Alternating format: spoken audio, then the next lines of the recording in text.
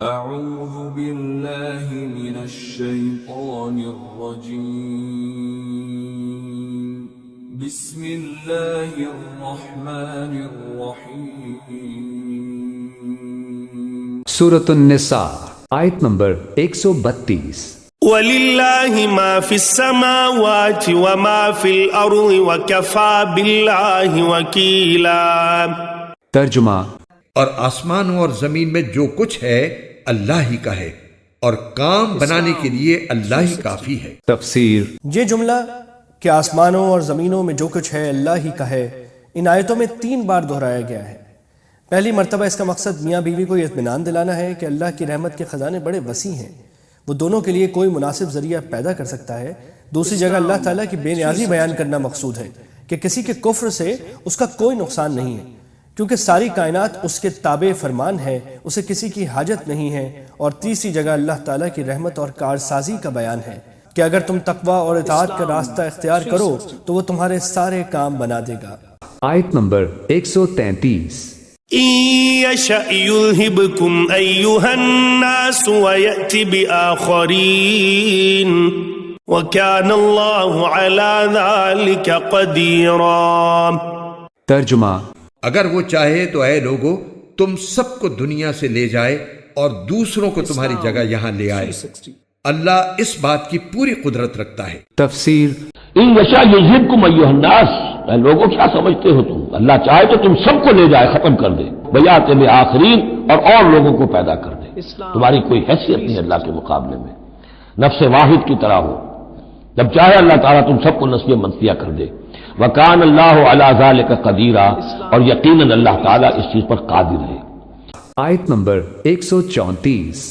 من كان يريد ثواب الدنيا فعند الله ثواب الدنيا والآخرة وكان الله سميعا بصيرا۔ ترجمہ: جو شخص صرف دنیا کا ثواب چاہتا ہو اسے یاد رکھنا چاہیے کہ اللہ کے پاس دنیا اور آخرت دونوں کا ثواب موجود ہے۔ اللہ ہر بات کو سنتا اور ہر چیز کو جانتا ہے۔ تفسیر: اس آیت میں یہ عمومی ہدایت دی گئی ہے کہ ایک مسلمان کو صرف دنیاوی فائدوں ہی کی فکر میں نہیں پڑا رہنا چاہیے، بلکہ اللہ سے دنیا اور آخرت دونوں کی بھلائی مانگنی چاہیے۔ اور پچھلی آیتوں سے اس کا تعلق بظاہر یہ ہے کہ میاں بیوی کو مصالحت یا علیحدگی کا فیصلہ کرتے وقت صرف دنیا کے فائدوں پر نظر نہیں رکھنی چاہیے، بلکہ آخرت کی بھلائی بھی پیش نظر رکھنی چاہیے۔ لہٰذا اگر مرد یا عورت اپنے کچھ دنیاوی مفادات کی قربانی دے کر دوسرے کے ساتھ اچھا سلوک کریں گے تو آخرت میں بڑے ثواب کی امید ہے۔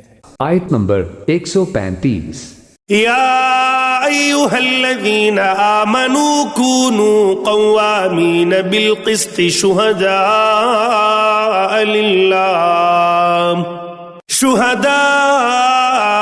لله ولو على أنفسكم أو الوالدين والأقربين إن يكن غنيا أو فقيرا فالله أولى بهما فلا تتبعوا الهوى أن تعدلوا وإن تلووا أو تعرضوا فإن الله كان بما تعملون خبيرا۔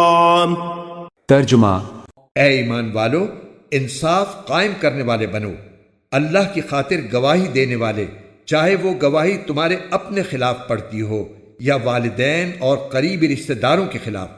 وہ شخص جس کے خلاف گواہی دینے کا حکم دیا جا رہا ہے، چاہے امیر ہو یا غریب، اللہ دونوں قسم کے لوگوں کا تم سے زیادہ خیر خواہ ہے۔ لہٰذا ایسی نفسانی خواہش کے پیچھے نہ چلنا جو تمہیں انصاف کرنے سے روکتی ہو، اور اگر تم توڑ مروڑ کرو گے یعنی غلط گواہی دو گے یا سچی گواہی دینے سے پہلو بچاؤ گے تو یاد رکھنا کہ اللہ تمہارے تمام کاموں سے پوری طرح باخبر ہے۔ تفسیر: یہ فرمانے پر اکتفا نہیں کیا کہ انصاف کی روش پر چلو، بلکہ یہ فرمایا کہ انصاف کے علمبردار بنو۔ تمہارا کام صرف انصاف کرنا ہی نہیں ہے بلکہ انصاف کا جھنڈا لے کر اٹھنا ہے۔ تمہیں اس بات پر کمر بستہ ہونا چاہیے کہ ظلم مٹے اور اس کی جگہ عدل و راست قائم ہو۔ عدل کو اپنے قیام کے لیے جس سہارے کی ضرورت ہے، مومن ہونے کی حیثیت سے تمہارا مقام یہ ہے کہ وہ سہارا تم بنو۔ اور خدا واسطے کے گواہ بنو.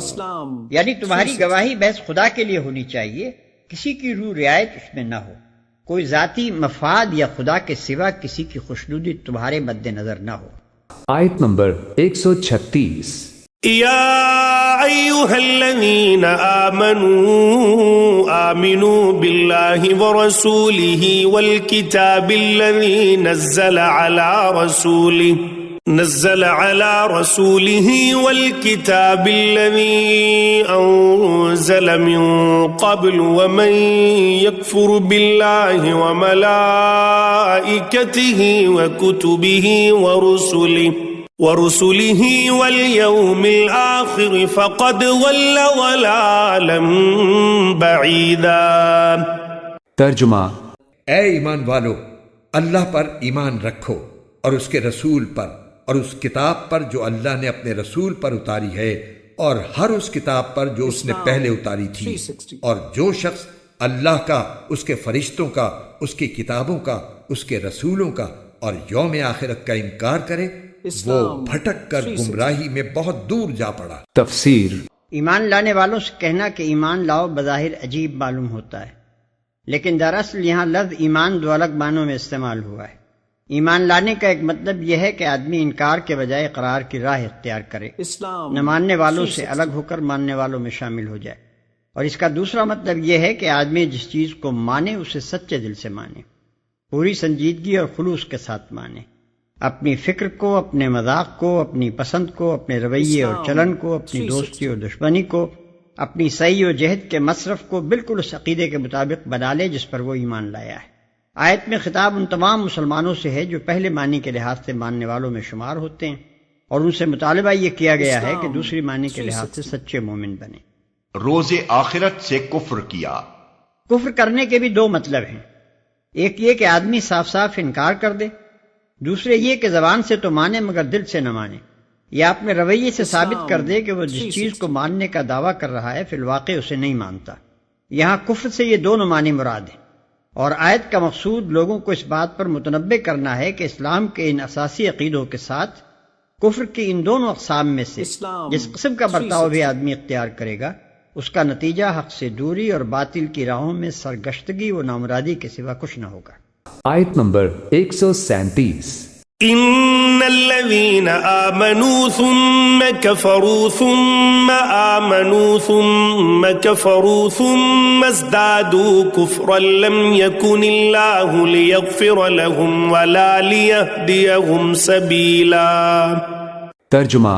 جو لوگ ایمان لائے پھر کافر ہو گئے، پھر ایمان لائے پھر کافر ہو گئے، پھر کفر میں بڑھتے ہی چلے گئے، اللہ ان کو بخشنے والا نہیں ہے اور نہ انہیں راستے پر لانے والا ہے. تفسیر.